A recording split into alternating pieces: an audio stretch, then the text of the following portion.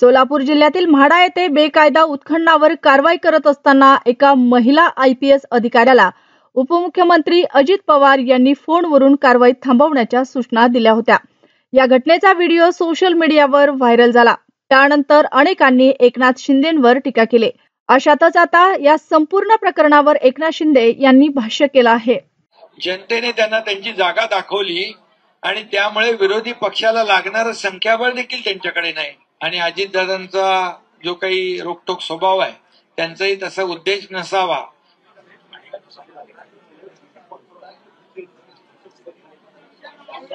कोण जमू देत नाही। अरे लोकांनी त्यांना विरोधी पक्ष नेत्याच्या एवढी संख्याबळ पण नाही दिलं, कारण जनतेने त्यांना झिडकारलेलं आहे। जनतेने त्यांना त्यांची जागा दाखवली आणि त्यामुळे विरोधी पक्षाला लागणारं संख्याबळ देखील त्यांच्याकडे नाही।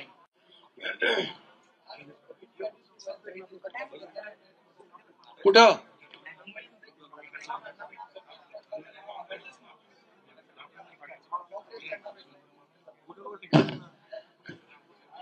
ते गाठीभेटी चालू असतात, पण आम्ही गाठीभेटीपेक्षा कामाला महत्व देतो आणि त्यामुळेच काम करणाऱ्या लोकांच्या मागे महाराष्ट्रातली जनता उभी राहते।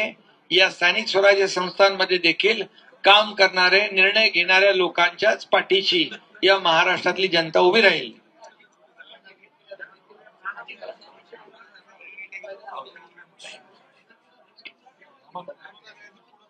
खरं म्हणजे त्यांनी अधिकाऱ्यांनी देखील कोण बोलतंय हे ओळखलं नसावं आणि अजितदादांचा जो काही रोखठोक स्वभाव आहे त्यांचाही तसा उद्देश नसावा, परंतु मिसअंडरस्टँडिंग झालेला आहे, गैरसमजातून हा प्रकार झालाय। एवढं या ठिकाणी मला जी माहिती मिळाली त्याबद्दल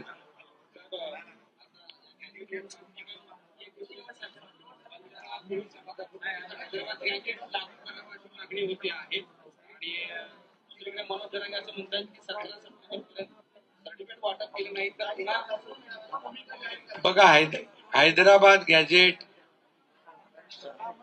त्यांनी सांगितलं लागू करावं, त्याप्रमाणे सरकारने GR काढला आणि त्या GR मध्ये आज ज्यांच्या म्हणजे ज्यांनी कुणबी आहेत त्यांनी ऍफिडेव्हिट द्यावं। 3 त्रिसदस्यीय कमिटी नेमलेली आहे गाव पातळीवरची, त्याचं व्हेरिफिकेशन करेल आणि ज्याची पूर्वजांची कुठली ना कुठली कशात ना कशात कुणबी नोंद असेल त्यांना दाखला मिळेल।